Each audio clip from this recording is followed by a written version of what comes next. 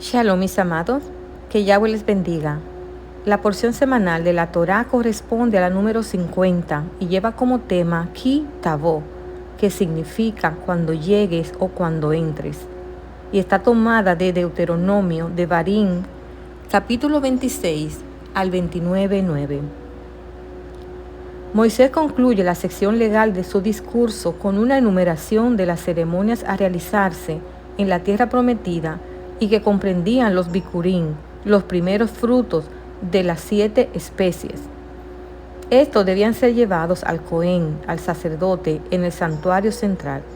El donante debía recitar entonces una oración de gracias, recordando cómo Hashem había liberado a sus antepasados de la esclavitud en Egipto y conducido a la nueva generación a una tierra en la que fluía leche y miel. El maaser, diezmo de la cosecha, de cada tercer año del ciclo de la Shemitah, debía ser entregado a los pobres.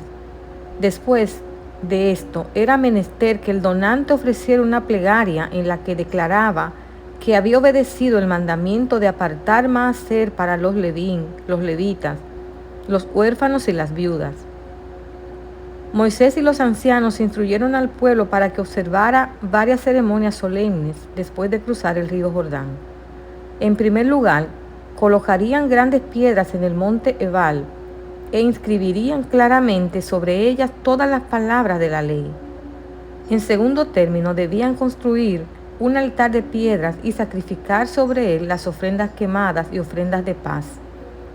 La comida del sacrificio que seguía a estas últimas debía ser servida en una atmósfera de regocijo. En tercer lugar, la aceptación de la ley debía ser ratificada por las 12 tribus de la siguiente manera. 6 debían estar de pie sobre el monte Gerizim, representando las bendiciones, en tanto que las 6 restantes debían ubicarse en el monte Ebal, representando las maldiciones. Los levitas debían estar en el valle entre los dos montes y pronunciar maldiciones sobre aquellos que cometían los siguientes pecados, bendiciendo a quienes los evitaban. Practicar la idolatría, deshonrar a los padres, correr una línea divisora del vecino, extraviar a los ciegos, actuar injustamente con el extranjero, el huérfano y la viuda, actuar en forma inmoral, asesinar a alguien ocultamente, recibir soborno por levantar falso testimonio en una causa que implica la pena capital, no observar los mandamientos en general. Todos los miembros de las 12 tribus debían responder a cada maldición y cada bendición con la palabra amén. El pueblo había sido advertido frecuentemente acerca de las consecuencias de desobedecer las leyes de Hashem. Ahora que estaba a punto de entrar en la tierra prometida, Moisés consideró su deber enfatizar más aún las consecuencias que traería su conducta futura. Si los hijos de Israel observaban los mandamientos de Hashem, recibirían numerosas bendiciones, incluso la prosperidad de sus campos y ciudades, abundante ganado, el sometimiento de los enemigos y la supremacía sobre otras naciones. Lo contrario ocasionaría el desastre, enfermedades, hambruna y muerte. La tierra de los hijos de Israel sería saqueada por una nación cruel. Los hijos de Israel serían diseminados por todo el mundo y se convertirían nuevamente en esclavos. Moisés comenzó entonces su discurso tercero y final. En él exhortó al pueblo a recordar a Dios que los protegió en Egipto y luego durante su deambular por el desierto, y continuaría protegiéndolos en el futuro. Puesto que las leyes que se encuentran en estos capítulos son muchas y la mayoría corresponden a una época pasada, consideraremos solamente algunas de ellas. La ley se muestra considerada en cuanto al servicio militar. El que acababa de construir una casa nueva o de sembrar una viña o contraer matrimonio estaba eximido del servicio militar. No se aceptaba a los miedosos, pues no serían buenos guerreros y su temor sería contagioso. Los israelitas debían destruir completamente a los cananeos y sus ciudades. El propósito era que la religión de Yahweh no fuera contaminada con las costumbres paganas. Los israelitas debían mantener diferencia de vestimenta entre los sexos. Dada la similitud del atavío femenino y masculino, era necesario poder distinguir entre ambos, ya que la similitud en la vestimenta era parecida, ya que se usaban túnicas.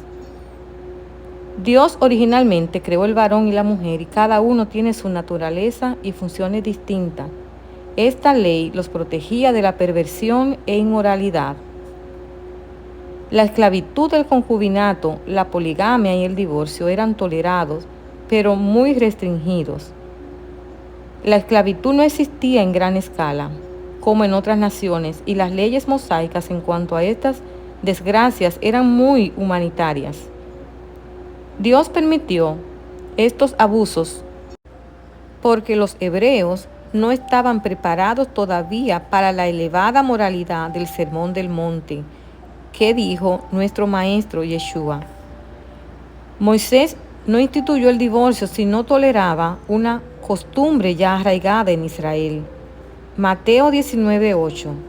La ley mosaica aliviaba en algo su injusticia, pues obligaba al hombre a tener una ofensa concreta como causa para repudiar a su mujer y darle un certificado legal de repudio. El repudio de la mujer se limitaba a una sola causa: por haber descubierto en ella alguna cosa indecente. Aunque el Antiguo Testamento no define la cosa indecente, Yeshua, Jesús, la describe como fornicación en Mateo 19:9. Si el hombre repudiaba a su mujer, ella tenía la posibilidad de casarse con otro, pero nunca con su primer marido. Era una advertencia contra el divorcio precipitado.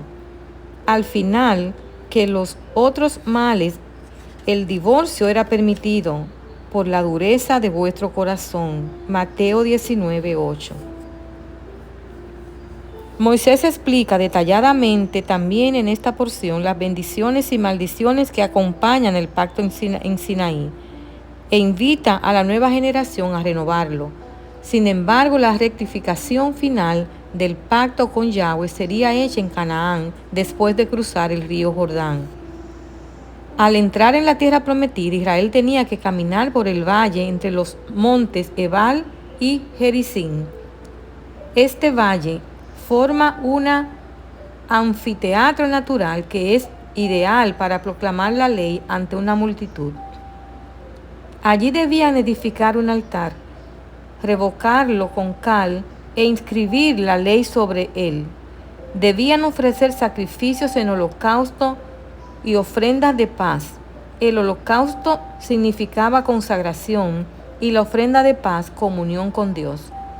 De esta manera, al entrar en la tierra de los israelitas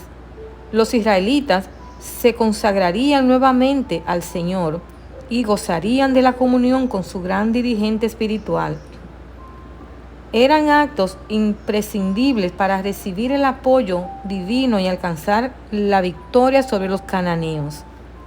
6 de las tribus iban a tomar posesión sobre las faldas del monte Ebal y las otras 6 sobre Gerizim. Cuando los levitas leyeran las maldiciones, los israelitas situados en la falda de Ebal debían contestar amén. Cuando se leyeran las bendiciones, las tribus sobre Gerizim contestarían de la misma forma. Así, antes de conquistar Canaán, los israelitas tendrían grabadas en sus corazones las condiciones que determinarían la bendición o la maldición. Es interesante que el altar debía ser edificado sobre Ebal, el monte de la maldición. Esto señala hacia el Redentor que se ofreció sobre el altar de Dios, siendo hecho maldición por nosotros, y así nos libertó. Moisés enumera extensamente y con varios detalles minuciosos las bendiciones y maldiciones, de modo que a la entrada de los israelitas en la tierra prometida, la elección de su destino quedaba delante de ellos. La obediencia traería bendición y la desobediencia maldición. Si los israelitas hubieran prestado atención a las advertencias de Moisés, se habrían salvado de grandes padecimientos a través de la historia. Hasta aquí esta parte.